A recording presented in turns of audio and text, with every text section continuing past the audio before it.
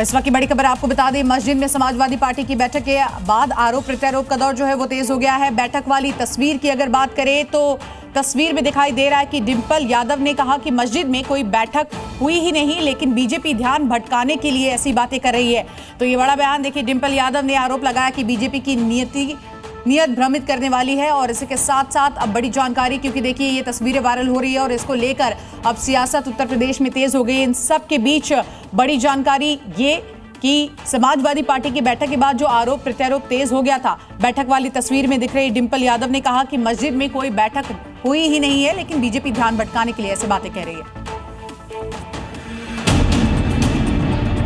अखिलेश यादव, डिंपल यादव, जियाउर रहमान बर्क, धर्मेंद्र यादव और रामपुर सीट से सांसद मोहिबुल्लाह नदवी। एक तस्वीर 100 सवाल, सियासी बवाल। संसद भवन के बिल्कुल करीब बनी मस्जिद में समाजवादी पार्टी की बैठक की तस्वीरें वायरल क्या हुई, सियासी संग्राम शुरू हो गया। बीजेपी अल्पसंख्यक मोर्चा ने एक अलग ही मोर्चा खोल दिया। एक मस्जिद के हमारे इमाम हैं, मुसलमानों के प्रतिनिधि हैं उस मस्जिद के लिए, और वो किस प्रकार से वहां पर समाजवादी के लोगों को बैठकर वहां समाजवादी की बैठक कर रहे, समाजवादी पार्टी का कार्यालय अघोषित कार्यालय बना लिए हैं, और उनको जो मस्जिद के आदाब हैं, जो इबादत गाह के कोड ऑफ कंडक्ट है, वो भी याद नहीं रहा। दरअसल मस्जिद के इमाम रामपुर के सांसद मौलाना मोहिबुल्लाह नदवी हैं। मोहिबुल्लाह नदवी और उनकी पत्नी के साथ अखिलेश यादव समेत समाजवादी पार्टी के कई बड़े नेता बैठक में शामिल हुए।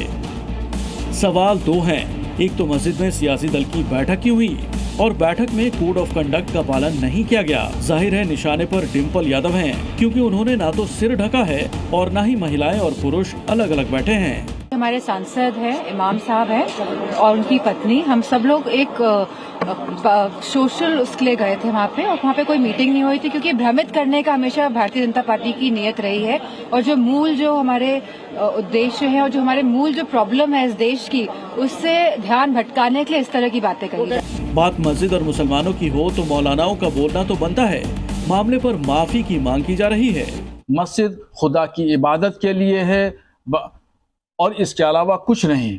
मस्जिद में दुनिया की बातें करना और दुनियादारी, राजनीति की तकरीर करना, भाषणबाजी करना, ये सब इस्लाम को नुकसान पहुंचाने वाली बातें हैं। तो मौलाना मोहिबुल्लाह नदवी ने मस्जिद को सियासी अखाड़ा बना दिया। इसलिए मेरा मुतालबा है कि मौलाना मोहिबुल्लाह नदवी तौबा करें और पूरी कौम से माफ़ी मांगे। जाहिर है ये मामला सिर्फ एक सवाल और एक जवाब पर थमने वाला नहीं। एक तरफ है समाजवादी पार्टी और सामने है बीजेपी, यानी यूपी की पॉलिटिकल फाइट तय है। और आपको 2 दिन बाद यानी शुक्रवार को मस्जिद में समाजवादी पार्टी की बैठक का विरोध देखने को मिलेगा। ब्यूरो रिपोर्ट, जी मीडिया। दिल्ली की मस्जिद में जो समाजवादी पार्टी नेताओं की मुलाकात हुई, उसे बीजेपी किसी भी हाल में हाथ से जाने नहीं देना चाहती है। बीजेपी ने समाजवादी पार्टी को नमाजवादी करार दिया और फौरन पलटवार भी आ गया। ऐसे में सवाल ये उठता है कि मस्जिद का कोड ऑफ कंडक्ट क्या कहता है। समाजवादी पार्टी के मुखिया और समाजवादी पार्टी हमेशा संविधान का उल्लंघन करते रहते हैं। भारतीय संविधान स्पष्ट कहता है कि राजनीतिक कार्यों के लिए हम धर्म का इस्तेमाल नहीं करेंगे, और उनका संविधान पर कोई भरोसा नहीं है। हमेशा वो नमाजवादी बने रहते हैं और वही उन्होंने आगे बढ़ाने का काम किया है। किसी भी धर्म या कोई आस्था है, वो आस्था जोड़ती है, और जो आस्था जोड़ने का काम करते हैं हम उसके साथ हैं। बीजेपी को यही तकलीफ है कि कोई जुड़े नहीं, दूरियां बनी रहें।